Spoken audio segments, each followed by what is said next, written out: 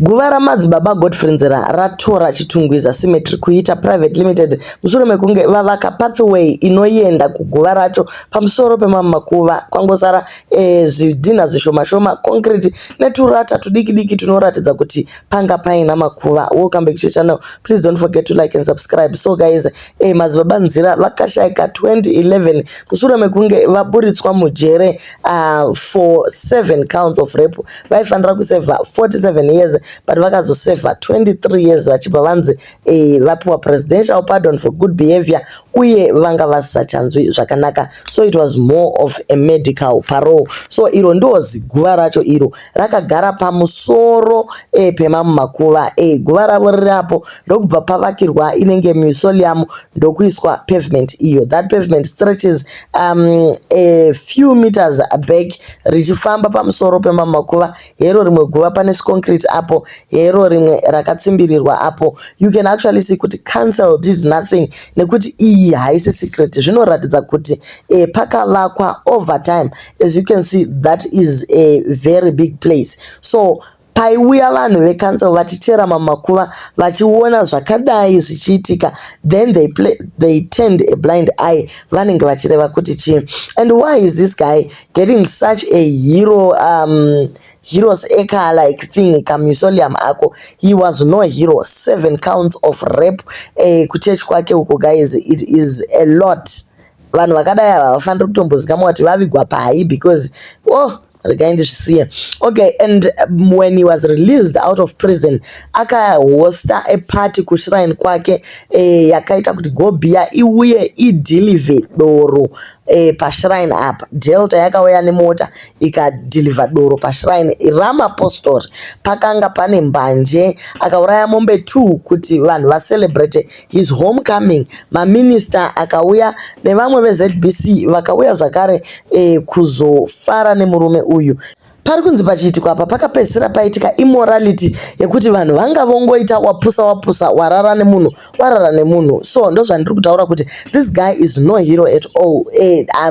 He doesn't even deserve to have this thing built for him. Zvinorwadza zvakaitwa apo izvoko. Kana aida hekta yese yeguva vakadii kunomuviga kumusha. Manetizens ari kucomplain akati aiwa bodo, zvinhu izvi hazvina kuitwa usiku, izvi zvakaitwa zuva rakachekanyika. Asi vaisiya zvakadaro vave kuda kuchema zvapera. Zvakangofanana nevanhu vanosiwa vachivaka dzimba pamawetlands. Council ichitoinspector kana munhu ave kugara mumba make, council yayodzoka ichiputsa futi kuti makavaka pasiripo. Zvaifanirwa kumiswa pavakatanga kugredha makuva acho, noti kuda kuwana news nezvinhu zvisina basa. So a council, when it was consulted, the councillor came out and said zvinhu zvinorwadza, we are not supposed to violate other people's graves. Asi chaataura chaicho hapana. Ati iye there is going to be an investigation. Ichatibatsira chi investigation? Greda because guva A neguva B zvasangana chero kanzi kwa you are going to restore. How are you going to do that? Zvinhu zvatokanganisika kudai. So it would have been more considerate to purchase a larger grave site rather than disturbing my existing graves, especially considering that the deceased families paid the same fees. Whoever did this should be arrested. Makadi kunomuviga kwa munoita zvamunoda. Kana iko kushrine kwake makadi kuenda yenyu koko. Hapana makuva akatopazwa ayo. Varere kumakuva acho havasi kutoziva havo kuti makuva edu akaparadzwa.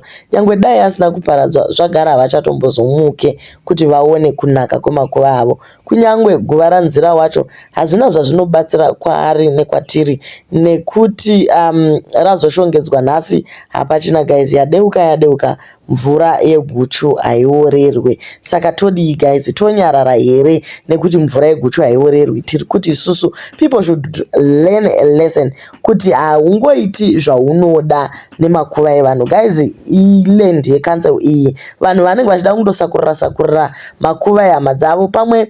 It's not like we worship the dead, but tiri kungoti vana veduwo vanofanira kunoona pakararawo vana baba vavo, vana mbuya vavo, hama dzavo nezvimwe zvakadaro. Zvino kana pagredhewa pakaiswa heroes mega guva iro, kana kuti richiisirwa munhu angane achirepa vakadzi, zvinhu zvacho zvakaoma. Whoever was behind that construction must be fined by our customary law courts, kuripiswa mombe dzinokwana, and explain to the community why they were trying what they were trying to do. It's not about Babanzira, but I'm sure there is cultism. Kushandisa that shrine using masimba evafi. What gives them power to go over other graves? Vakadi kunesa guvara chokumamisha kune space kana vaida all that. Pane zvisiri straight up.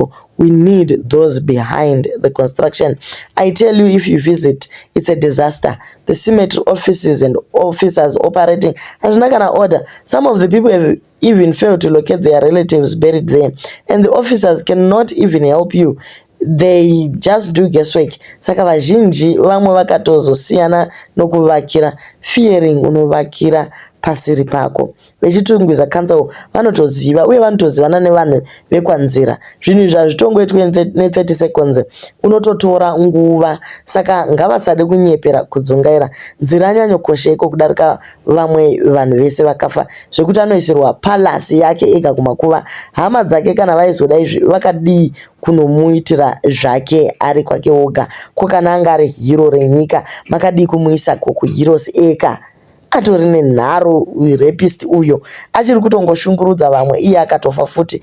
Vanoda kusungwa vanhu ava vakaita izvo. Kuzoisa kanenge katade road kekuenda kuguva muchipwanya makuva evamwe ndokuti amuke here akatofa haasi kuzombomuka. So guys, tiri kungoti isusu vanhu vanofanira kurespectawo space yevamwe. Mafamilies akatobhadharawo mari yakafanana yakabhadhagwa nevekwanzira kuti vapiwewo portion yekuisa mutumbi wemaloved ones avo. Asi kana vosvika vowana zvadai, so guys, zvinobatsira chii?